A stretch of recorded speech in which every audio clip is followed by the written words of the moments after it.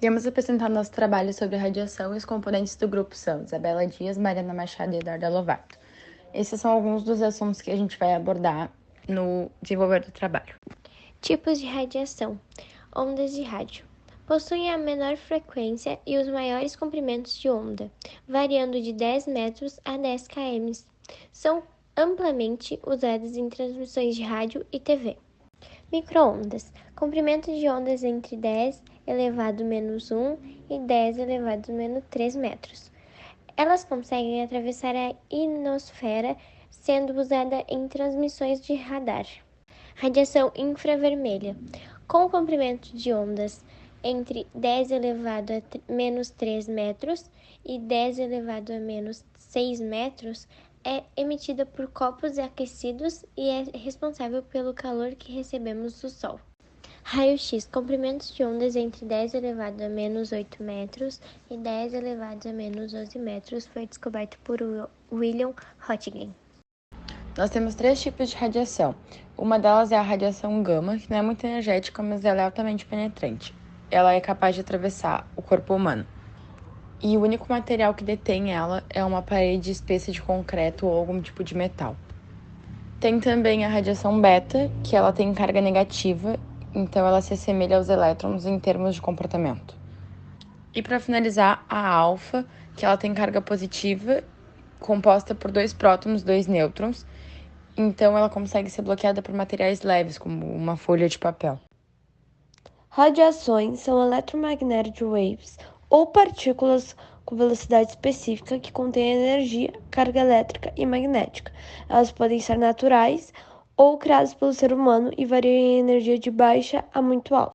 The difference between nuclear fission and nuclear fusion are que a fusão é um processo em que os 2 núcleos leves se combinam, formando um único elemento mais pesado e liberando grandes quantidades de energia, enquanto na fissão nuclear a energia é gerada através da divisão de um núcleo pesado e instável em 2 núcleos mais leves. A fusão nuclear é um processo em que 2 núcleos leves se combinam para formar um núcleo mais pesado, liberando grandes quantidades de energia. Pela primeira vez, cientistas conseguiram produzir uma reação de fusão nuclear em que a energia produzida excede a energia usada no processo. A fissão nuclear tem diversas aplicações, incluindo medicina. A radioatividade resultante da fissão nuclear é utilizada em procedimentos como raio-x e tratamentos de tumores. Produção de energia. A fissão nuclear é uma alternativa eficiente e limpa para a geração de energia, pois não emite gases poluentes. Os reatores nucleares controlam a fissão, evitando explosões, e essa forma de energia é chamada de energia nuclear. Atomic bombs. As bombas atômicas funcionam em decorrência dos processos de fusão e fissão nuclear e têm um alto poder de destruição. A reação da fissão nuclear deu origem ao Projeto Manhattan, criado com o objetivo de construir armas nucleares. Entretanto, apesar das suas vantagens e aplicações, a energia produzida nas usinas nucleares dá origem ao lixo nuclear. Assim, o principal prejuízo da fissão é o risco de acidente em decorrência da utilização do material radioativo, porque o contato com esse material pode levar ao surgimento de várias doenças, como o câncer, e pode levar até a morte. Assim como aconteceu em Chernobyl em 86. Ele é considerado o mais grave da história da energia nuclear comercial, causando uma enorme liberação de resíduos nucleares. Quais as suas vantagens? A energia gerada pela fusão nuclear seria uma forma que garantiria segurança e limpeza ambiental. Isso porque a fissão nuclear produz energia principalmente através do urânio, um dos principais elementos radioativos. Uma vez que a quantidade de combustível utilizada é menor, decorre que a radioactivity também seja inferior e, logo, também seja menor a produção do lixo nuclear. O combustível utilizado para a fusão pode ser obtido na água do mar e no trilho do próprio reator nuclear. Na fissão, é o urânio que é utilizado para esse fim, mas esse não é facilmente extraído. Da radiação na Ralph. Contras. Grandes doses de radiação ionizante podem causar doenças agudas, reduzindo a produção de células sanguíneas e danificando o trato digestivo. Uma dose muito grande de radiação ionizante também pode danificar o coração e os vasos sanguíneos, o cérebro e a pele. As lesões provocadas por radiação devido a doses muito grandes, são desiguadas à reação do tecido. A dose necessária para causar lesões visíveis do tecido varia com o tipo de tecido. A radiação ionizante pode aumentar o risco de câncer. A radioterapia é capaz de destruir células tumorais. Empregando feixes de radiações ionizantes, a tomografia é um procedimento de imagem de raio-x e computadorizado responsável por produzir imagens de excelente qualidade dos órgãos internos e diagnosticar diversas doenças potencialmente graves. A medicina nuclear é a ciência que emprega o uso de radiações para realizar exames e tratamentos. As consequências trazidas pelos acidentes de Chernobyl e Césio são o câncer, o aumento na quantidade do câncer na população ucraniana e Bielorrússia, enquanto no Césio os sintomas são náuseas, vômitos, queimaduras e até a morte. E sem o tratamento adequado, o Césio tem meia-vida de 70 dias no corpo humano. Mesmo após o acidente, as vítimas relatam impactos duradouros, como problemas de saúde psicológicos, além da discriminação que ainda persiste por alguns. Preocupações ambientais. Os radioactive wastes são formados por resíduos com elementos químicos radioativos que não têm um propósito prático. São frequentemente um subproduto do processo nuclear, como a fissão nuclear. Apesar de usar como combustível urânio, diferente dos demais fósseis, a produção de energia nuclear é de baixo carbono, não contribuindo para as emissões diretas de gases de efeito estufa. Para a segurança na manipulação da radiação, tem alguns equipamentos que são importantes para manter a saúde de quem trabalha e quem é paciente dos exames radiográficos. Entre eles tem o avental de chumbo ou pumblífero, que é uma espécie de manta de chumbo que vai cobrir a região torácica e abdominal dos pacientes e dos operadores durante a realização dos exames que mexem com radiação. Os óculos pumblíferos, que assim como os aventais, são feitos de chumbo. Os protetores de gônadas e de tireoide, que por causa que a radiação é muito prejudicial à fertilidade e também é prejudicial à glândula da tireoide, por isso dessa preocupação a mais. Contexto histórico, origem da radiação e pesquisadores fizeram a parte das descobertas radioativas.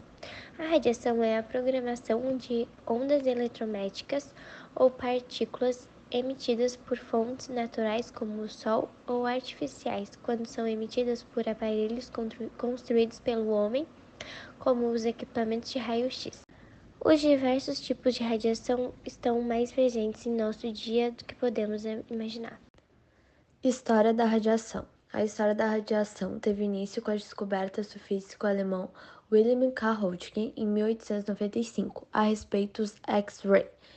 Esse feito possibilitou que outros cientistas fizessem outras pesquisas sobre radiações, como é o caso do cientista Becquerel, que estudou as características de substâncias fosforescentes e fluorescentes, além também das propriedades de sais de urânio que o levaram à descoberta da radioatividade.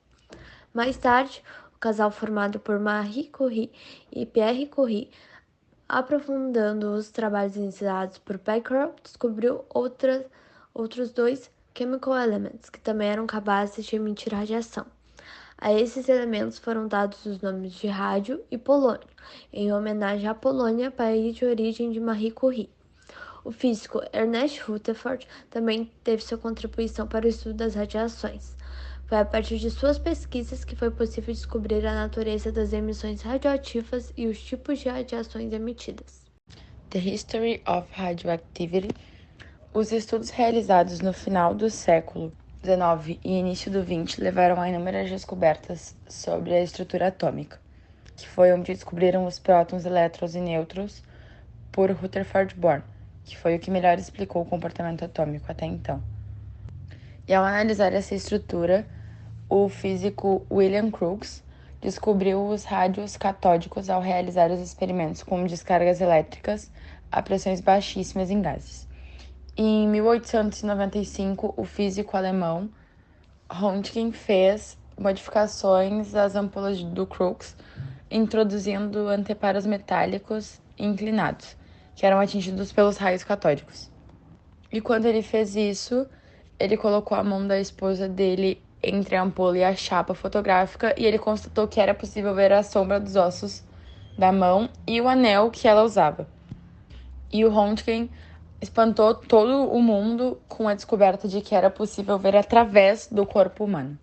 Aí nós entramos na parte da Röntgen Radiography, que com a produção dessa primeira radiografia, ele recebeu o seu primeiro prêmio Nobel em 1901. E ele mostrou que o impacto dos raios catódicos sobre o anticádoto era capaz de produzir o raio-X, tornando fluorescente ou fosforescente certas substâncias. Mas em 1896, o químico francês Antoine Becquerel decidiu investigar se essa fosforescência natural podia ter algum tipo de ligação com os raios-X. E foi assim que ele constatou que essa substância podia emitir uma radiação espontaneamente, sem absorver os raios solares, por exemplo. As substâncias que ele utilizou foram sais de urânio, que ao serem colocadas nos frascos próximos à placa fotográfica na ausência de luz, escurecia as chapas. E essas emissões foram nomeadas de raios de Becquerel, mas posteriormente foi mudado para radioactive emissions.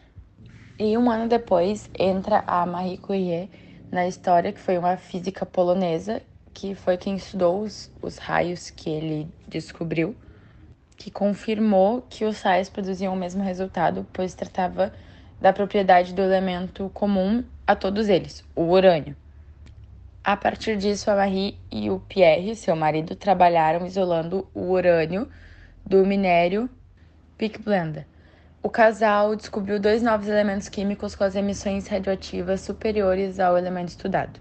É interessante como essas descobertas na área radioativa e das partículas subatômicas contribuíram significativamente para a nossa compreensão da física nuclear e também tiveram aplicações em diversas áreas como medicina e energia.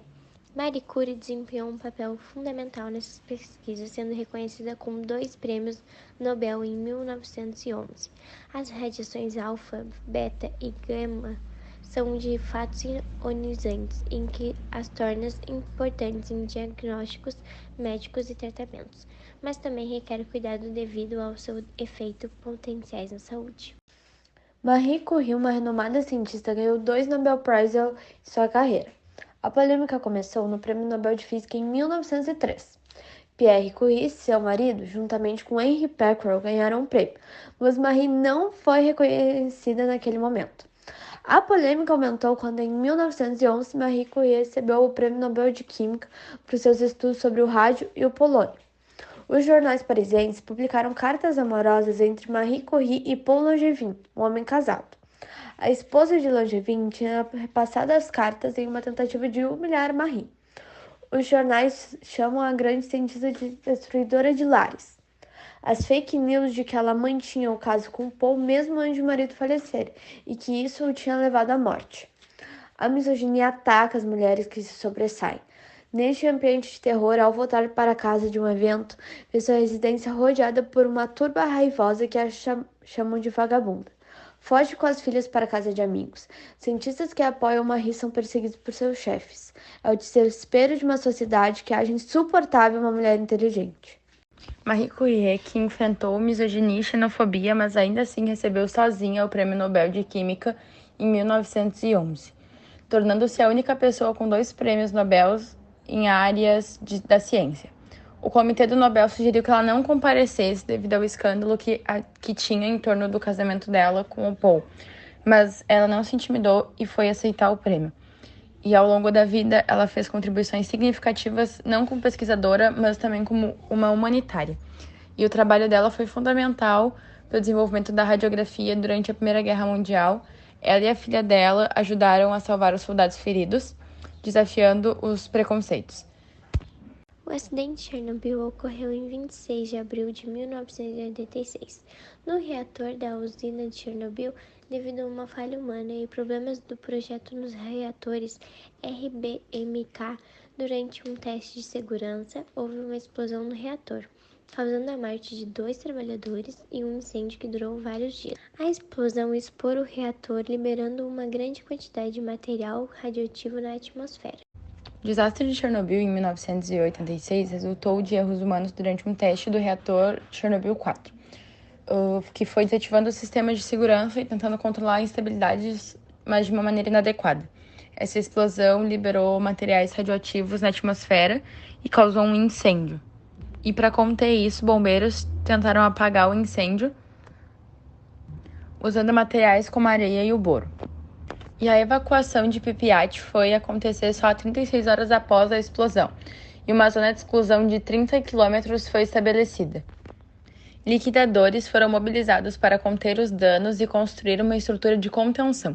O acidente teve impactos econômicos severos para a União Soviética, contribuindo para o colapso dela. E ambientalmente foi um desastre significativo, pois afetou a Bielorrússia de forma particular e teve sérias consequências econômicas e de saúde para os países afetados, com gastos significativos associados a Chernobyl. De forma breve, essas são as principais informações sobre o acidente com Césio 137. Após a identificação da amostra radioativa pelas autoridades, os afetados foram submetidos a rígidos protocolos de tratamento. Centenas de locais necessitaram de desinfectação e nova cidade foi criada para alocar os rejeitos. Trata-se do maior acidente radiológico do mundo, com dados oficiais apontados 4 mortes: Maria Gabriela Ferreira, Leide das Neves Ferreira, Israel Batista dos Santos e Admilson Alves de Souza. O que foi feito para conter o Césio 137 em Goiânia? O acidente com o Césio 137 em Goiânia envolveu medidas complexas para conter a contaminação radioativa e tratar as vítimas. Isso inclui a cimentação da cadeia de fonte radioativa no prédio da Vigilância Sanitária, triagem radiológica no Estádio Olímpico e monitoramento de 113 mil pessoas. Cerca de 120 pessoas apresentaram contaminação, 22 delas com superexposição. O tratamento surgiu normas internacionais de descontaminação, incluindo banhos, substanciais químicas e resinas para remover o césio do corpo. A cidade foi descontaminada e locais irrecuperáveis foram demolidos. Um plano de gerenciamento de rejeitos radioativos foi estabelecido e um novo município, Abadia de Goiás, foi criado para acomodar os rejeitos permanentes no Parque Estadual Thelma Ortegal em 1995. Isso ilustra os esforços significativos para lidar com as consequências desse acidente radioativo. O movimento circular na mecânica clássica é aquele em que um objeto ou ponto material se desloca numa trajetória circular. Uma força centrípeta muda de direção ao vetor velocidade, sendo continuamente aplicada para o centro do círculo. Essa força é responsável pela chamada aceleração centrípeta, orientada para o centro da circunferência da trajetória. Pode haver ainda uma aceleração tangencial, que obviamente deve ser compensada por um incremento na intensidade da aceleração centrípeta, a fim de que a trajetória não deixe de ser circular.